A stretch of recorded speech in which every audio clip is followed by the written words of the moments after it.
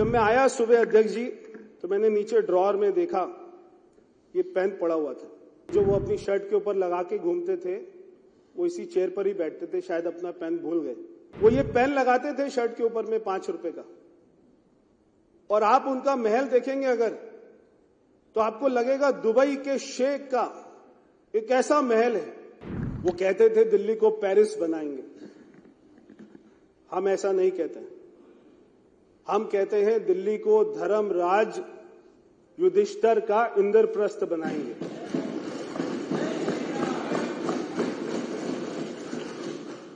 एक समय होता था जब भारत वर्ल्ड लीडर होता था। हमारा उद्योग, हमारी संस्कृति, हमारा लिटरेचर, हमारा विज्ञान, हमारी कला दुनिया में जाती थी और दुनिया उससे सीखती थी। जैसे जैसे हमारे ऊपर में आक्रमण होता गया, हम अपनी संस्कृति को भूल गए, हम अपनी सारी पुरानी बातों को भूल गए। वो लोग ये भी कहते थे कि लंदन बनाएंगे। वो बात अलग है कि लंदन बनाते बनाते कब उन्होंने शराब के ठेके बनाने लग गए और वो लंदन बनाना भूल गए। स्कूल के बाहर शराब के ठेके, कॉलेज के बाहर शराब के ठेके, और यहां तक कि शीश महल में भी बार बना हुआ है अध्यक्ष जी। शीश महल के अंदर भी मुख्यमंत्री ने दिल्ली के टैक्स पेयर के पैसे से, जब मैं आया सुबह अध्यक्ष जी तो मैंने नीचे ड्रॉअर में देखा ये पेन पड़ा हुआ था। ये जो वो अपनी शर्ट के ऊपर लगा के घूमते थे, वो इसी चेयर पर ही बैठते थे, शायद अपना पेन भूल गए। मैं आपको दूंगा, बाद में उनके पास में पहुंचा दीजिएगा।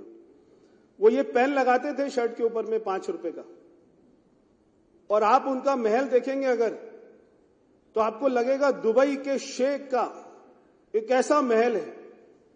हम जब गए, सबसे पहले हमारी सरकार बनी, मुख्यमंत्री जी ने अपने दरवाजे खोले कार्यालय के, सारी मीडिया वहां पर आई और सारी मीडिया ने कहा 3 साल में पहली बार आए। वहां के कर्मचारियों ने बोला 3 साल में अंदर पहली बार देखा है। हमारे 8 विधायक जो थे उन्होंने कहा 3 साल में पहली बार अंदर घुसे।